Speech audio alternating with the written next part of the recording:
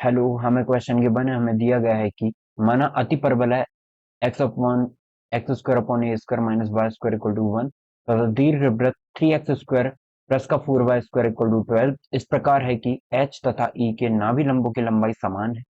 यदि E H तथा ई ई क्रमशः h तथा e की उत्केंद्रताएं हो तो 12 E square H plus E square ई का मान आपको बताना है। बहुत क्वेश्चन इजी है हमारा। ठीक है, तो यहाँ पे लिखा हुआ है एक्स स्क्वायर अपॉन में ए स्क्वायर, ये एच है। ठीक है, मतलब अति परबल है। अपॉन में 1 का स्क्वायर इक्वल टू 1 लिखा जा सकता है इसे। तो बी स्क्वायर की वैल्यू 1 आ गई है, हम ऐसे बोल सकते हैं। ठीक है, अब यदि हम देखें कि यहाँ पे हमें बोला है और हमें दीर्घवृत्त भी गिवन है। हमें दीर्घवृत्त कितना गिवन है देख लेते हैं। हमें दीर्घवृत्त गिवन है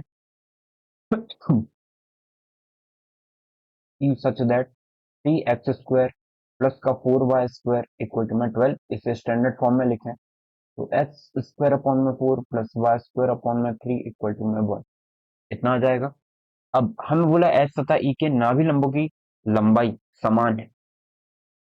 ई एच और ई ई है क्रमशः एच तथा ई की उत्केंद्रताएं हों तो हमें बताना है। ठीक है, कि नाभि लंबों की लंबाई समान है। ठीक है, नाभि लंबों की लंबाई समान है तो उसको हम उसके हिसाब से लिख देते हैं, नाभि लंब की जीवा के हिसाब से। ठीक है, कितनी हो जाएगी वो। अब नाभिलंब जीवा की लंबाई का आपको फॉर्मूला आना चाहिए इसके लिए। ठीक है, तो कितना होता है 2b² अपॉन में ए। ठीक है, अप्लाई कर देते हैं। तो अप्लाई करें तो हमें सबसे पहले तो हम एक काम करते हैं, ये निकालने के पहले हम निकाल लेते हैं उत्केंद्रता। ठीक है, उत्केंद्रता हम निकालते हैं सबसे पहले किसकी।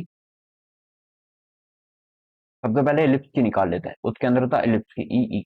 इसको ऐसे रिप्रेजेंट किया गया है। तो ये कितनी आ जाएगी, ये होता है 1 अपॉन में, ये इसमें माइनस आ जाता है और उसमें क्या आता है, प्लस आता है, 1 माइनस बी स्क्वायर अपॉन में ए स्क्वायर। तो 1 का माइनस का, क्योंकि इसकी सारी वैल्यूज पता है इसलिए इससे पहले निकाल लिया। तो वाई स्क्वायर मतलब ये बी का स्क्वायर है 3 है, अपॉन में ये ए का स्क्वायर है 4 है। तो ये 1/4 आ जाएगा, मतलब रूट में 1/4 तो हम 1/2 लिख सकते हैं। तो उत्केंद्रता ई ऑफ कैपिटल ई कितना आ गया है, 1/2 आ गया है। ठीक है, अब अब हम इसकी लेटस रेक्टम निकालें। लेटस रेक्टम कितनी आ जाएगी इसकी, 2b² अपॉन में ए होती है। तो ये आ जाएगा 2b², मतलब ये है। तो 2 मल्टीप्लाई 3,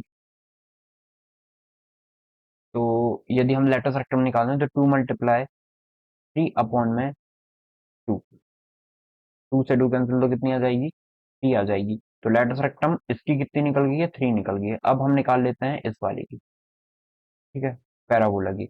अब पैराबोला के लिए यदि हम सबसे पहले निकाल लें लेटस रेक्टम, लेटस रेक्टम कितनी आ जाएगी इसकी, इसकी लेटस रेक्टम कितनी होगी, इसकी लेटस रेक्टम भी वही फॉर्मूला होता है 2b² अपॉन में ए। तो 2b² अपॉन में ए फॉर्मूला लगा देते हैं।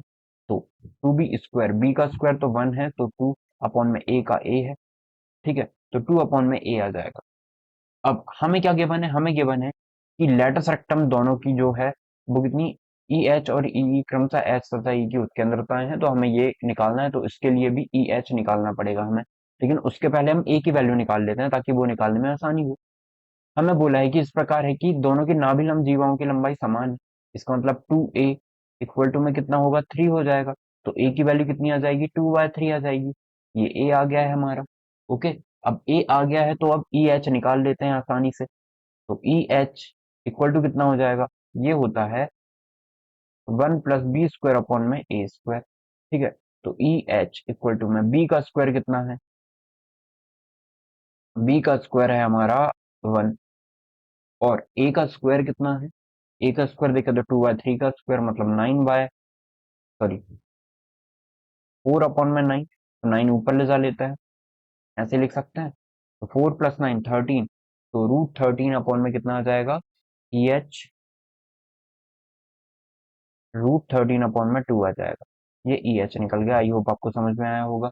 अब हम जो वैल्यू हमें बतानी है हम वो निकाल लेते हैं। ठीक है, तो हमें क्या निकालना है, 12 ई स्क्वायर में एच या ई एच का स्क्वायर प्लस ई का स्क्वायर, ये कितनी हो जाएगी इसकी वैल्यू? ठीक है, तो निकालें हम। तो ये हो जाएगी ई स्क्वायर एच। तो 1 बाय एच कितना है, ये है। तो 13/4 प्लस 1/4 आ जाएगा ये। इसकी वैल्यू रख दी, दोनों की वैल्यू रख दी, तो 12। 4 कॉमन आ गया, अंदर कितना बचेगा? 13 + 1 14, 4 से 3 टाइम, तो ये आ जाएगा 42। इसका मतलब करेक्ट आंसर कितना हो जाएगा? 42। आई होप आपको समझ में आया होगा हमने इस क्वेश्चन को कैसे सॉल्व किया है। और हमने यहाँ पे, आपको ये कंफ्यूजन हो सकता है कि हमने यहाँ पे साइड मतलब परवल है, अति परवल है, या एलिप्स की क्यों नहीं निकाली? मतलब यहाँ अति परवल लिख के अति परवल लिखी, क्योंकि देखिए जिसकी वैल्यू नहीं पता हम वो निकालने की कोशिश करेंगे ना।